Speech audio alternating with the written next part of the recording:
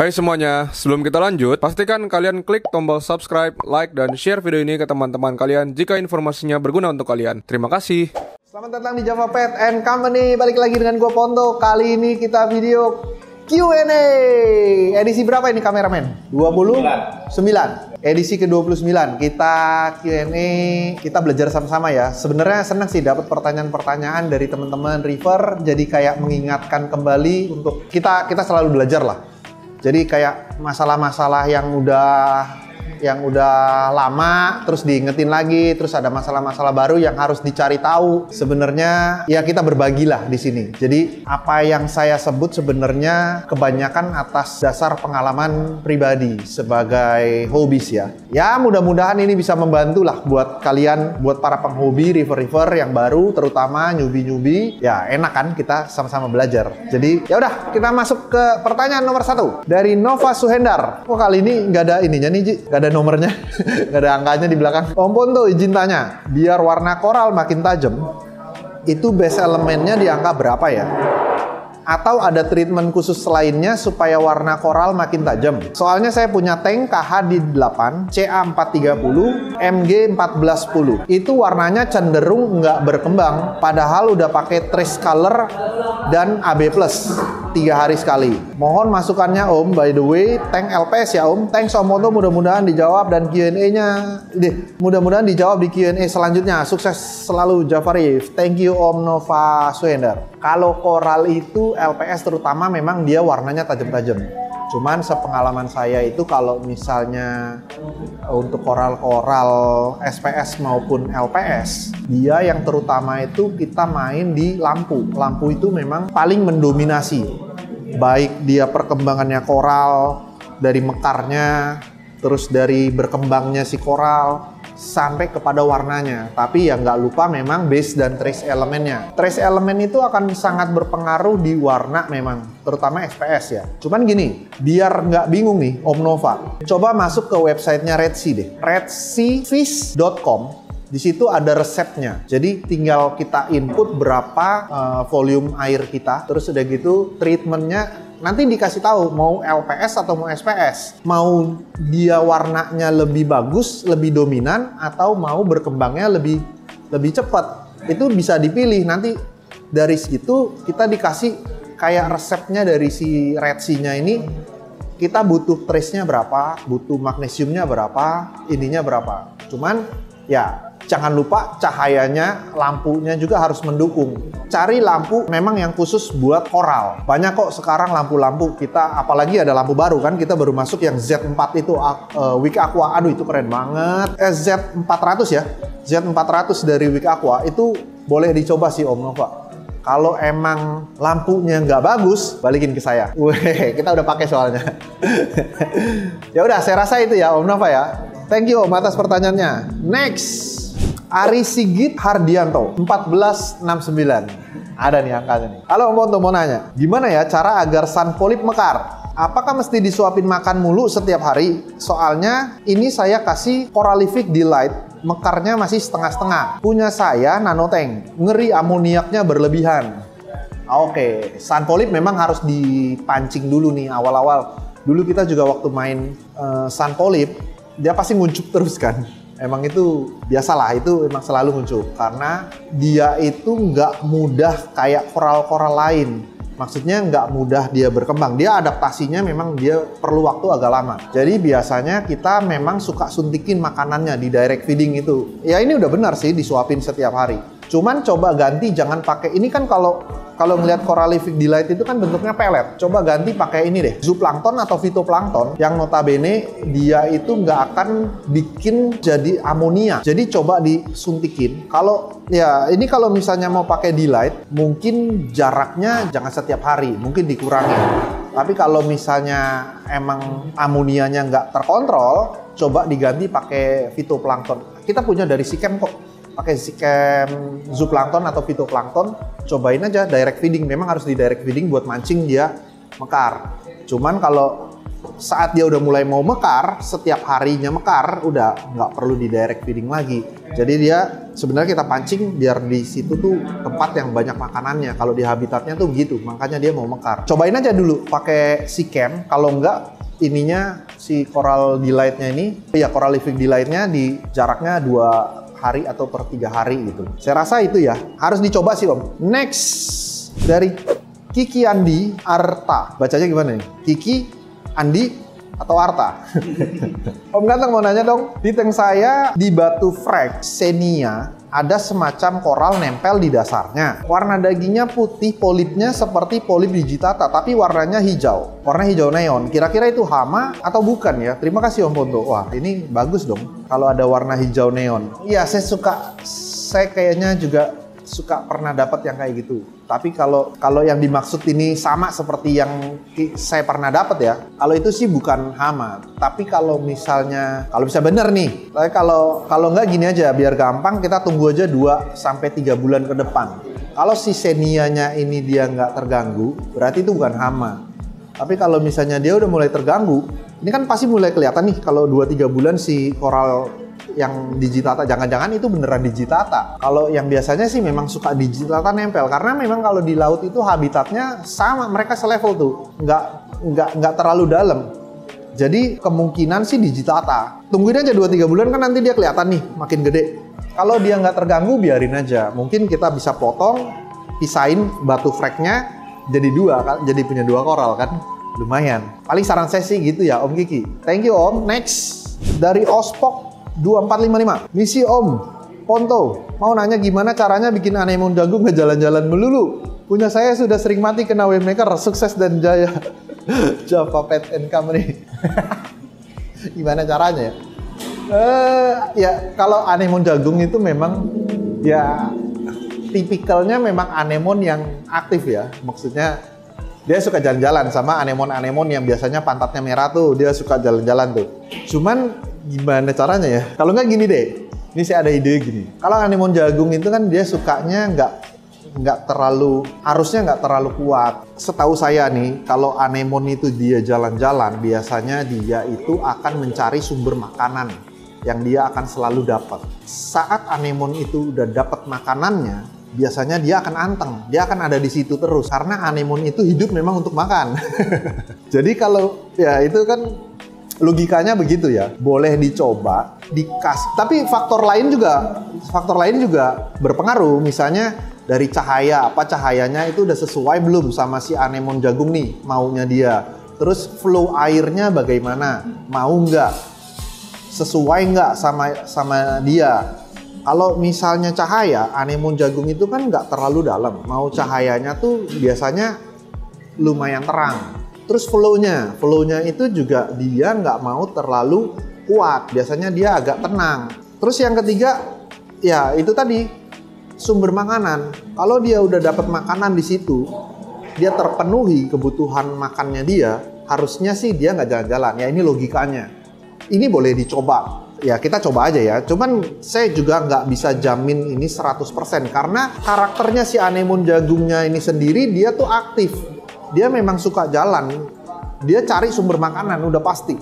Dia jalan itu kemungkinan memang dia cari sumber makanan, terus dia cari tempat yang sesuai dengan kebutuhannya dia, terus atau dia nggak nyaman karena ada serangan dari biota lainnya. Ya kan kita nggak tahu, logikanya seperti itu, tapi itu bisa dicoba. Menurut saya sih gitu ya, Om Ospok. Ya udah, paling itu aja kita cobain Om Ospok. Thank you Om. Next dari Regi Kurnias.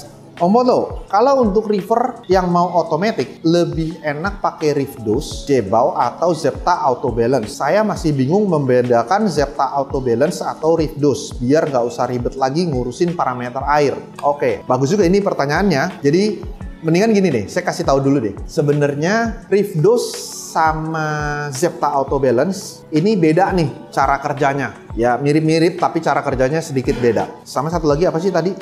Oh, Jebao. Oke, jadi gini, kalau kita pakai Reef Dose atau Jebao itu fungsinya sama. Dia itu akan ngedosing secara perintah kita. Jadi dia adalah dosing pump yang kita tinggal set. Misalnya kita mau alkalinity itu kita masuk 10 mili per hari. di jam sekian, Rifdos ataupun Jebao dia akan masukin alkalinity sesuai perintah kita, sesuai jamnya, sesuai berapa milinya yang masuk. Tapi untuk tahu kebutuhannya kita harus tes parameternya. Biasanya kalau kita ngetes jam 12 siang, kita akan tes lagi besoknya jam 12 siang. Biasanya itu yang kita lakukan. Jadi kita tahu saat jam 12 siang itu parameternya di jam yang sama kita tes, dia berapa naik turunnya. Apakah dia turun 1 DKH atau kita turun 2 DKH atau bahkan naik misalnya. Jadi kita tahu kebutuhan si akuarium, jadi kita tahu berapa mili yang harus kita masukin ke dalam akuarium. Itu fungsinya dosing pump, baik dari Jebao ataupun Rifdos. Tapi kalau untuk Zepta Auto Balance ini lebih canggih lagi.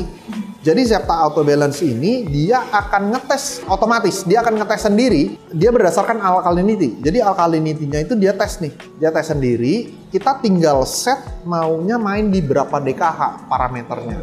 Apakah kita mau main di 8 kah atau main di 9? Nanti dia setelah tes airnya, dirasa dia airnya kurang, dia akan masukin sendiri alkalinity-nya untuk mencapai ke angka yang kita mau. Misalnya 8 DKH, dia akan bikin itu supaya lebih stabil. Jadi kalau mau automatic, Zepta Auto Balance lebih automatic lagi daripada si dosing pump. Cuman ya harganya beda-beda. Karena dia bisa ngetes sendiri dan bisa dosing sendiri, harganya pasti lebih mahal daripada yang cuman bisa ngedosing. Bedanya itu. Jadi kalau misalnya kalau mau main automatic lebih enak pakai apa, ya balik lagi ke budgetnya masing-masing. Budgetnya enakan mau pakai yang dosing pump atau mau pakai yang auto balance. Kalau yang auto balance sudah pasti lebih mahal karena dia bisa sekalian ngetes.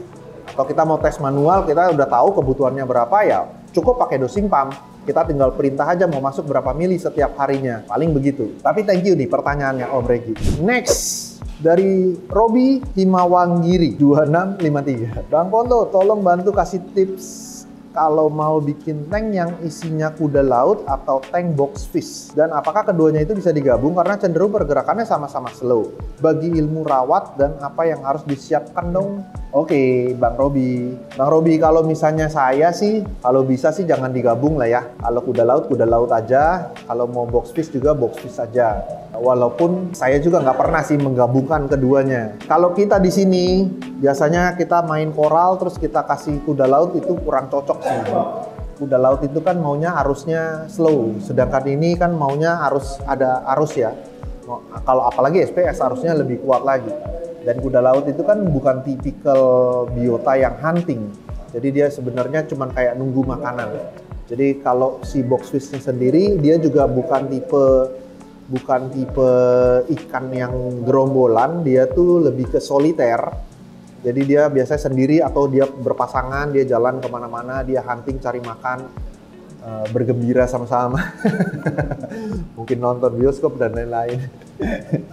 Kalau menurut saya sih mendingan dipisah aja. Terus kalau untuk peralatan sebenarnya equipment sih sama aja. Mau koral ataupun mau kuda laut sama aja. Cuman flow-nya kuda laut dia lebih tenang aja, nggak usah terlalu cepat. Terus yang penting dipastikan airnya itu nggak tinggi amonianya. Kalau perlu buat ikan 0 aja lah amonia.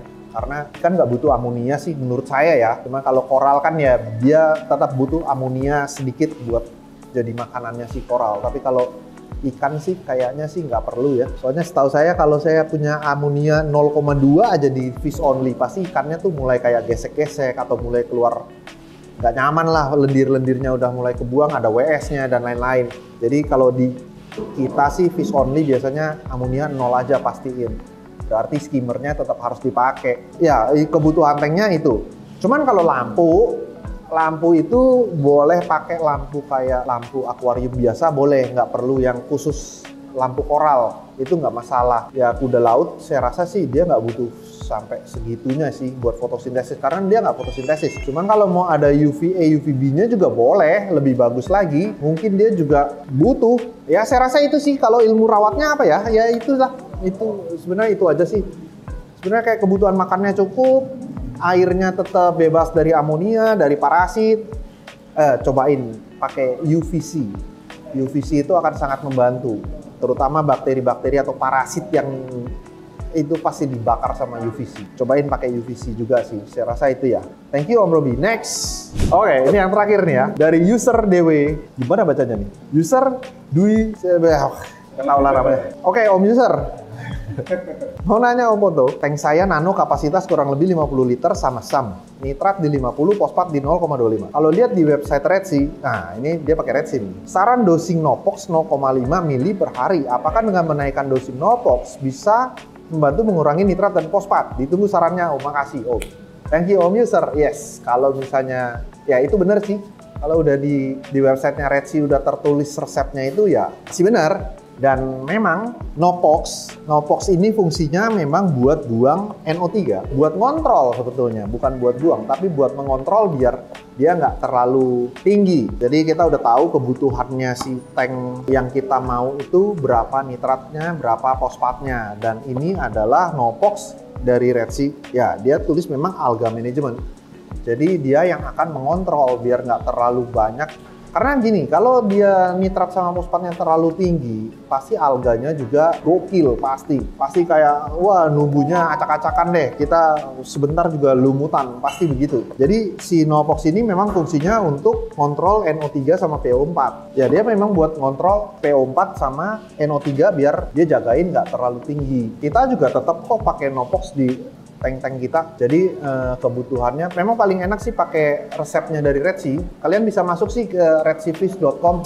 Itu enak banget, itu diajarin cara ngerawatnya seperti apa, terus dosingnya mau berapa banyak, terus udah gitu kayak kapan waktunya water change dan berapa lama water change-nya. Terus kita mau warna koralnya lebih bagus atau kita mau main berkembangnya koral lebih cepat, itu udah dibahas semua di resepnya Redsi. Itu boleh dicobain sih. Nah, kita juga dapat sih bukunya dari Redsi. Kalau misalnya kalian pas lagi datang ke toko kita nih di Ciledug Raya, Kebayoran Lama, Jakarta Selatan, coba minta sama admin-adminnya di sini. Nanti bisa dibantu. Kalau kita masih ada bukunya, kalian bisa dapetin bukunya. Kalian minta aja bukunya. Itu dikasih kok. Itu free. Kita juga dapat dari Redsi. Itu dikasih biasanya ada tuh. Cuman ya takutnya habis ya. Kalau habis ya kita tinggal masuk ke websitenya juga. Mau di print juga di print aja, gampang lah. Kalau di Fishroom kita tinggal print, kita tempel di sana. Jadi kayak tahu berapa kebutuhannya si koral ini harus digimanain. Itu udah dijabarin semua sama Redsi. Menurut saya sih ikutin aja apa yang disaranin sama si resepnya Redsi. Dari saya itu ya Om User. Thank you Om. Ya udah paling gitu aja Q&A kali ini. Udah dibacain semua buat kalian. Kalau misalnya ada lagi pertanyaan-pertanyaan boleh komen, tulis di bawah pertanyaan kalian. Karena semakin banyak pertanyaannya saya juga semakin seneng ya. Kayak ya kita belajar sama-sama lah. Selalu diingetin lagi gitu. Ya mudah-mudahan ini bisa membantu buat kalian semua. Saya rasa itu aja. Sampai ketemu lagi di next video. Bye-bye.